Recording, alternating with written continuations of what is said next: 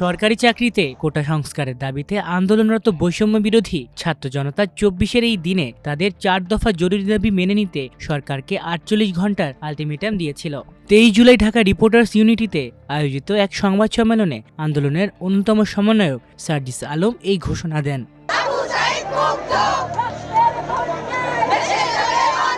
ছাত্রনেতারা স্পষ্টভাবে জানান, ৪ দফা দাবি বাস্তবায়ন না হওয়া পর্যন্ত সরকারের সঙ্গে তারা কোনো আলোচনায় অংশ নেবেন না। একই সঙ্গে আন্দোলন আরও তীব্র ও বিস্তৃত হয়ে দেশব্যাপী ছড়িয়ে পড়ার আশঙ্কায় এই কদিনের রাতে পুলিশি অভিযানে শিক্ষার্থীদের ওপর হামলা ও বিশ্ববিদ্যালয় ক্যাম্পাস এবং ফ্ল্যাটে হানা দেয়। তারা আওয়ামী সন্ত্রাসীদের সঙ্গে নিয়ে আন্দোলনকারীদের বাসা ঘেরাও করে ছাত্রদের গ্রেফতার করে।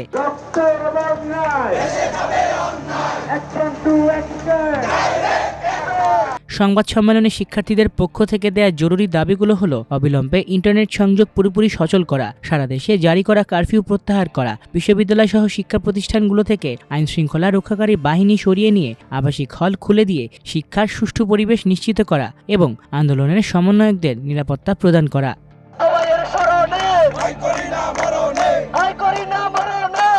সমন্বয়করা বলেন, এই দাবিগুলো পুরো হলেই সরকারের সঙ্গে ভুল বোঝাবুঝির একটি পরিবেশ তৈরি হতে পারে। এই সময় সংবাদ সম্মেলনে জানানো হয়, আন্দোলনের ৩ গুরুত্বপূর্ণ সমন্বয়ক নাহিদ ইসলাম, আসিফ মাহমুদ, আবু বাকের মজুমদার ও বিবৃত কুর্দি ১৮ জুলাই থেকে নিখোঁজ রয়েছেন। আসিফ মাহমুদের বাবা বিলাল হোসেন সন্তানের সন্ধানে ঢাকা মেডিকেল কলেজ হাসপাতালের মর্গ পর্যন্ত ঘুরেও কোনো হদিশ পাননি বলে জানা গেছে। নিখোঁজ নেতাদের নিরাপত্তা ও অবস্থা নিয়ে গভীর উদ্বেগ প্রকাশ করেছেন অন্য সমন্বয়কারীরা। এদিকে কোটা সংস্কার আন্দোলনকে কেন্দ্র করে সহিংসতা দমনের নামে ইন্টারনেট বন্ধ করে রাজধানী সহ সারা দেশে আইন শৃঙ্খলা রক্ষাকারী বাহিনীর চিরুনি অভিযান অব্যাহত ছিল। ইন্টারনেট বন্ধের ৬ষ্ঠ দিন ছিল এটি। শেষে ২৪ ঘন্টায় সারা দেশে প্রায় ১১০০ জনকে গ্রেফতার করা হয়েছে, যার মধ্যে শুধু ঢাকাতেই গ্রেফতার হন ৫১৭ জন। ১৭ থেকে ২৩ জুলাই পর্যন্ত এক সপ্তাহে সারা দেশে গ্রেফতারের সংখ্যা ৩০০০ ছাড়িয়ে যায়। রাজধানীর বিভিন্ন এলাকায় ফ্ল্যাট ও মেসে তল্লাশি চালিয়ে পুলিশ ও আওয়ামী সন্ত্রাসীরা সাধারণ শিক্ষার্থী ও তাদের পরিবারের মধ্যে চরম আতঙ্ক সৃষ্টি করে। একদিনেই ঢাকায় ৩৮টি নতুন মামলা দায়ের করা হয়। আন্দোলন দমনে আইন শৃঙ্খলা বাহিনীর কঠোর অবস্থানে ২৩ জুলাই পর্যন্ত নিহতের সংখ্যা বেড়ে ৩০০ পেরিয়ে যায়।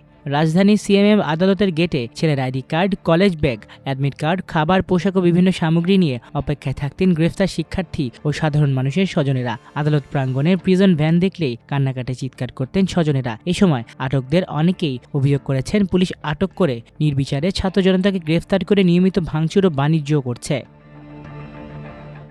উদ্ভূত পরিস্থিতির মধ্যেই ২৩ জুলাই আদালতের নির্দেশনা অনুযায়ী সরকারি চাকরিতে ৯৩% মেধা ও ৭% কোটা পদ্ধতি কার্যকর করে প্রজ্ঞাপন জারি করে ফ্যাসিস্ট আওয়ামী সরকার। তৎকালীন আইনমন্ত্রী আনিসুল হক জানিয়েছিলেন, শিক্ষার্থীদের কাউকে অন্যায়ভাবে মামলায় জড়ানো হলে তথ্য সাপেক্ষে তা যাচাই করা হবে। তবে তৎকালীন শিক্ষামন্ত্রী মহিবুল হাসান চৌধুরী সাফ জানিয়ে দেন, নিরাপত্তা নিশ্চিত না হওয়া পর্যন্ত আবাসিক হলগুলো খুলে দেওয়া সম্ভব নয়। অন্যদিকে র্যাবের তৎকালীন মহাপরিচালক হারুনুর রশিদ আন্দোলনে থাকা শিক্ষার্থীদের বিরুদ্ধে কঠোর ব্যবস্থা নেওয়ার হুঁশিয়ারি দিয়ে বলেন, ছাত্র আন্দোলনের নামে যারা নাশকতা চালিয়ে নৈরাজ্যকর পরিস্থিতি সৃষ্টি করেছে তাদের বিরুদ্ধে কঠোর অবস্থান নেওয়া হবে। অপরাধীদের কোনো ছাড় দেয়া হবে না।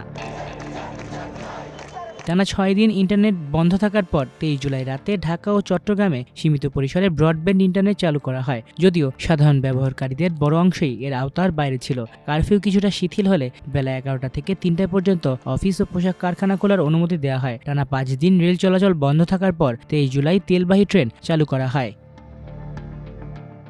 দেশের শীর্ষস্থানীয় সংবাদপত্রের সম্পাদক ও প্রকাশকরা কোটা আন্দোলনের সহিংসতা ও সাংবাদিকদের ওপর হামলার ঘটনায় উদ্বেগ প্রকাশ করে সরকারসহ সংশ্লিষ্ট পক্ষকে সুষ্ঠু ও নিরপেক্ষ তদন্তের আহ্বান জানান। তারা বলেন, বিভিন্ন জায়গায় সংঘর্ষে কয়েকজন প্রাণ হারিয়েছেন, আহত হয়েছেন শতাধিক সাংবাদিক ও ফটো সাংবাদিক। এখনও সাংবাদিকরা তাদের পেশাগত দায়িত্ব পালনে ব্যাপক নিরাপত্তাহীনতায় ভুগছেন। সম্পাদক পরিষদ ও নোয়াব মনে করে, গণমাধ্যম কর্মীদের নিরাপত্তা নিশ্চিত করতে সংশ্লিষ্ট সব পক্ষকে দায়িত্ব নিতে হবে।